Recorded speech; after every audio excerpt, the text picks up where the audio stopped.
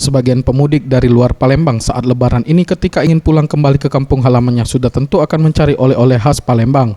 Ada yang mencari makanan khas Palembang seperti pempek dan kemplang. Ada juga yang mencari kain khas Palembang yang sudah sangat terkenal seperti kain songket. Sentra kerajinan kain songket yang berada di Tangga Buntung, Palembang, salah satu tempat untuk mencari oleh-oleh, yaitu kain songket dan pernak-pernik khas Palembang yang terbuat dari kain songket juga, seperti miniatur ampera, boneka baju adat khas Palembang, gantungan kunci. Dari harga 1 sampai 3 juta rupiah untuk kain songket dan untuk pernak-pernik khas Palembang dari kain songket dari 15.000 sampai dengan 50.000 rupiah.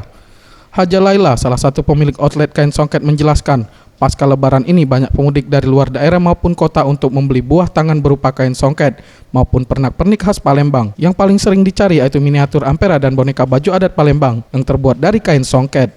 Untuk peningkatannya sendiri mencapai 50% dari hari biasanya atau 10 juta rupiah per hari. Ya, liburan bisa lah 5-6 lah paling itu. 5-6 juta ya? Iya. Oh. 6 lembar gitu, 6 setel.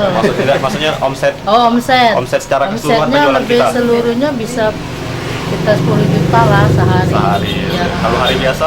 Kalau hari biasa paling 4 juta, 5 juta lah.